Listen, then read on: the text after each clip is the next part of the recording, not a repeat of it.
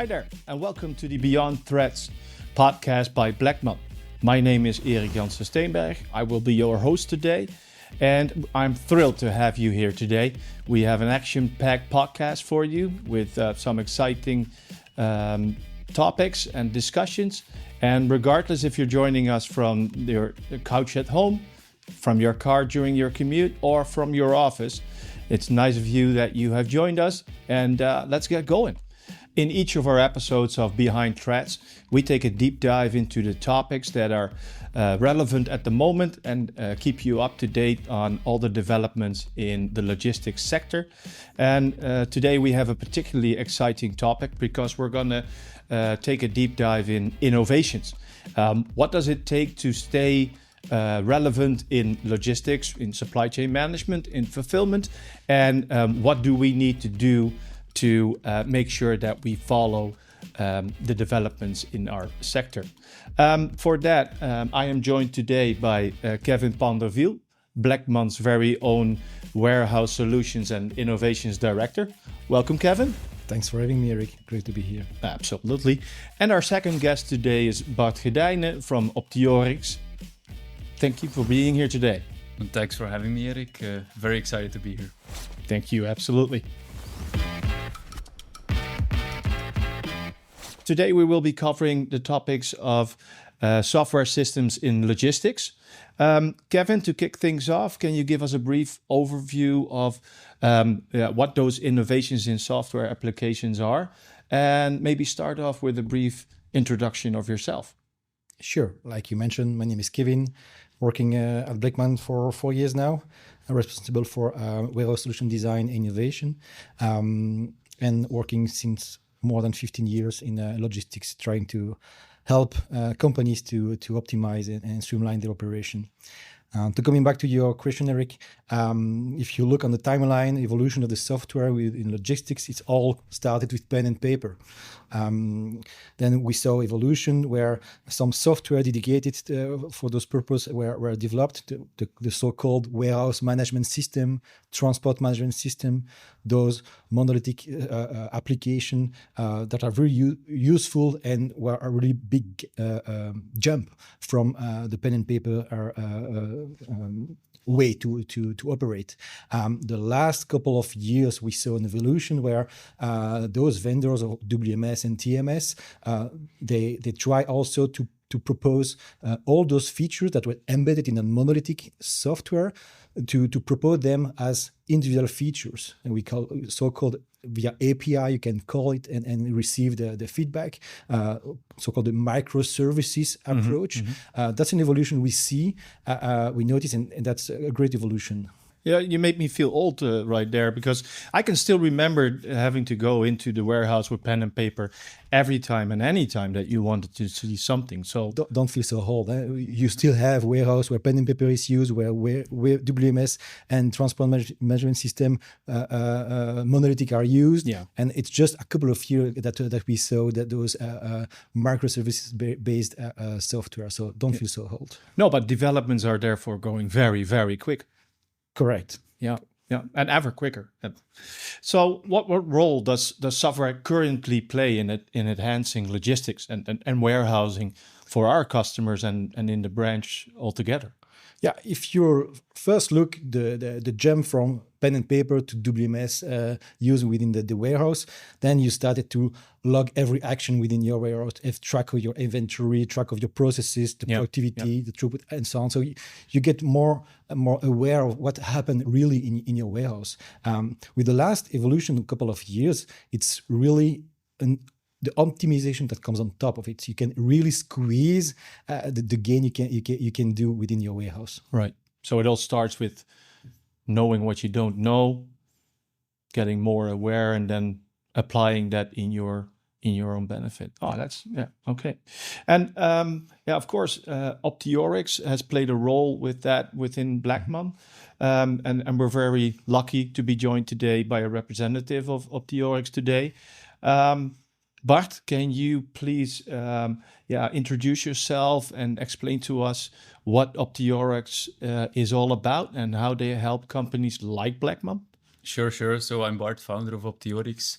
I have background in algorithm development. Last 10, 15 years, I have been focusing on bringing algorithm development into the logistics industry, getting to those value cases. Yeah. And then 2 years ago, together with Vic and Jill, I founded Optioryx. And there we focus on bringing those optimizations within the warehousing industry very specifically. So, to be more precise, we help companies like Bleckmann to increase picking productivity, also to ship less air in boxes on pallets and in trucks, and to gather master data in a more user-friendly way.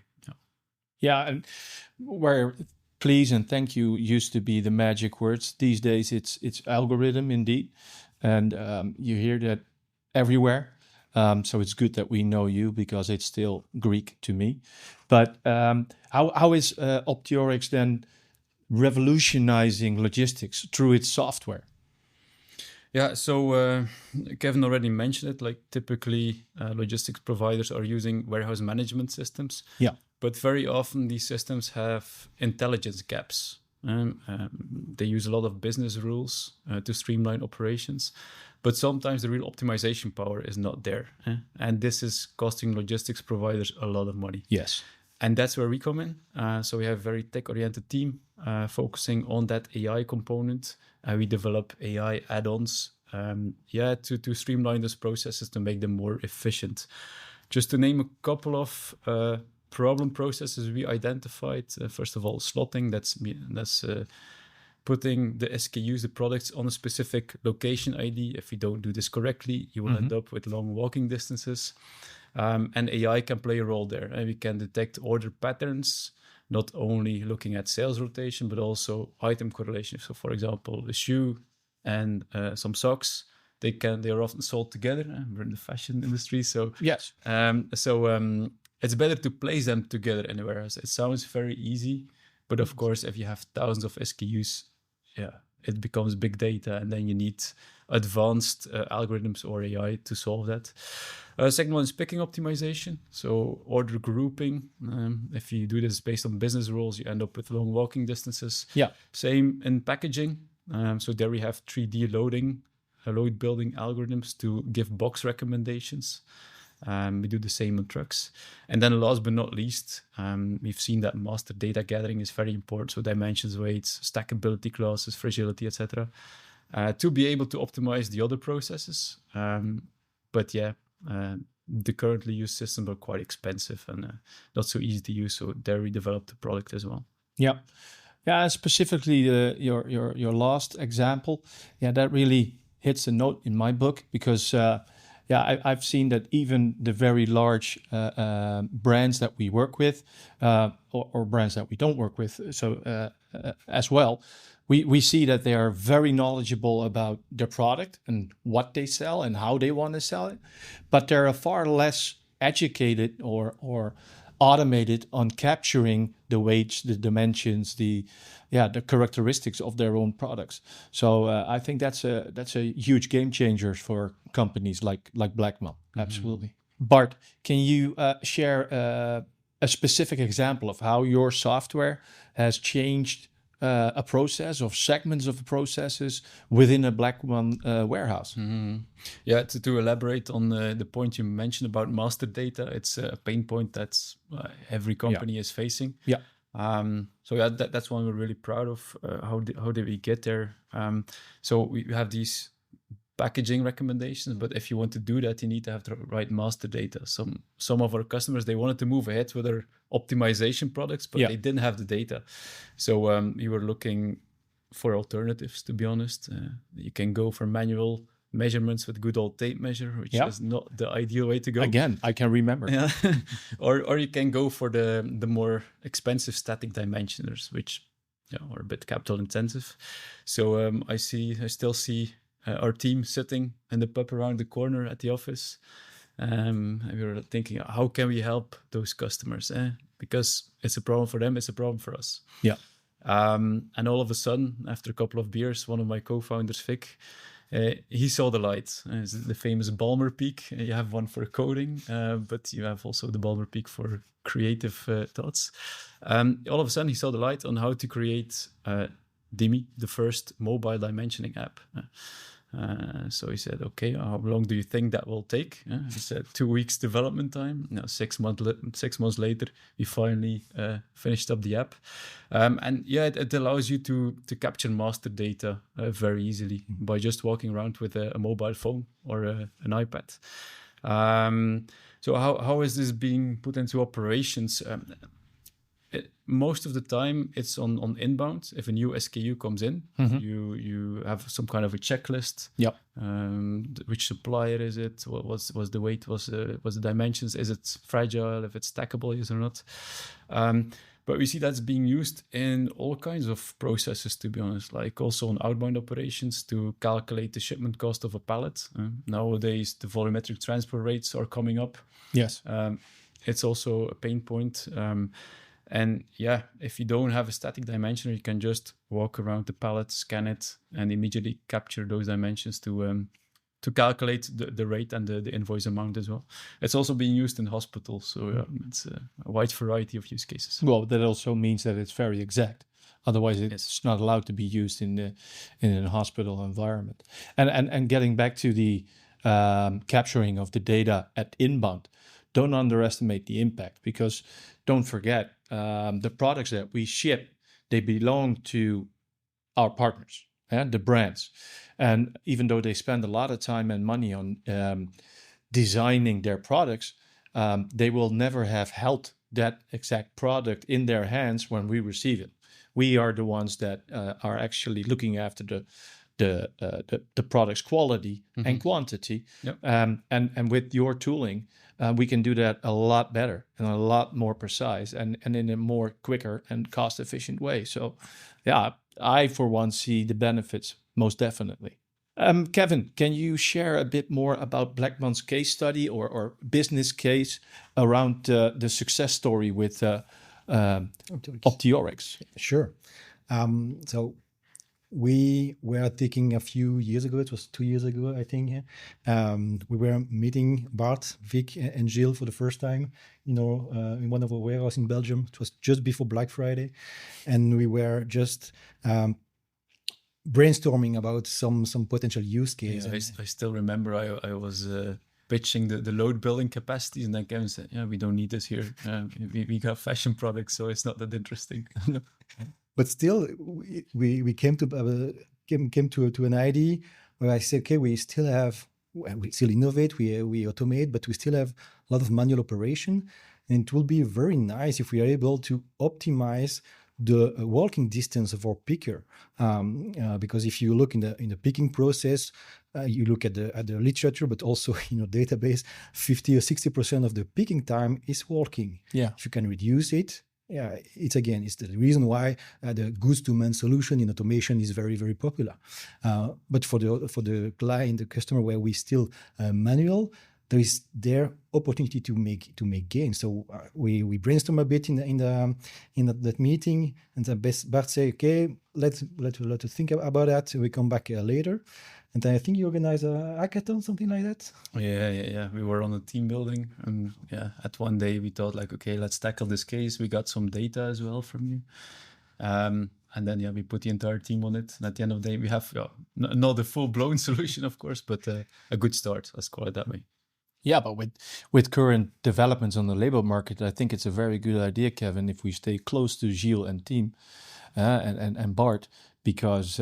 The tightness on the labor market isn't going away. So the more we can offset on travel distances, the better it is for us. Yeah. And a few weeks after, they came back and say, look, we did a hackathon. That's the result. It's not yet fully final, but we want to give you some insight. Yeah. So we saw the first simulation based on data we provide, and we saw, okay, there are a huge potential here. So we made some more analysis. We made a case. We presented internally. We got approval from the project board to go further. And then last year, I think you implemented the first customer in UK, and there we saw a huge savings, a huge potential.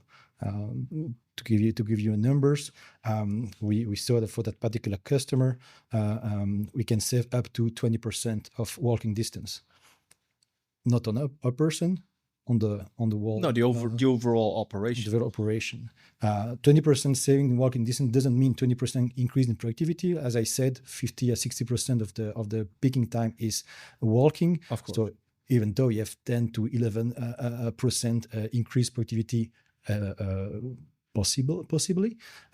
So we did a pilot, we verified that, and that's exactly what we got, 11% increase in productivity. Mm-hmm. Yeah, again, in the pilot, it's always important to, let's say, match theory with reality, because you can calculate something, but does that translate into the actuals? So we started out really following somebody with a measuring wheel and a stopwatch to check if it translates into reality. So we were following one person who was doing the picking. And we saw, okay, this matches with what we had in mind. And then we put one person live on the system. The optimized is also more or less in line. Then we thought, okay, let's put 5 people live on the system. We saw the same thing, then the entire warehouse. And then we followed up picking productivity, and it was increasing step by step. So that was nice to see. And now we're in the rollout phase of trying the same system in a lot of warehouses. Well, and if you have up to 4,000 people working in warehouses doing picking, packing, etc., a 12% improvement isn't something to sneeze at. So we're not stopping there, Erik. So we got another process we want to optimize. That's the order grouping. So if you need to group 20 orders in one pick route, it's good to do that in a more effective way as well. We see some very big gains there. So we're doing that in parallel. And later on, we're going to attack the slotting optimization a bit. Okay, guys. And looking ahead, what specific trends do you see emerging in logistics and in logistics software? One of the trends is all about the cloud technology, using not only the server on your not anymore your server on your on premise, but with the cloud, and you can instantly increase the capacity on the fly. Also, the digital twin, where you can simulate your processes virtually and replay the day. Do some change virtually and see what is the impact. It will save us a lot of time instead of just implementing the change, wait a week and look at the numbers. Here we can digitally play the scene and see the impact. Okay.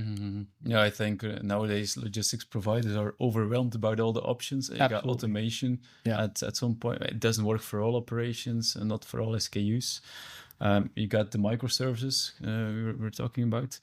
And I think for logistics providers, it's just a very important capability of having all that knowledge. And so if a new fashion customer comes in, that okay, let's look at the order profile. What do we need here? Do we need automation? Do we need optimization? And sometimes it can work hand in hand, but that capability is just key for having a very good logistics provider. I think Bleckmann has that capability right now. So I think you guys are on a very good track.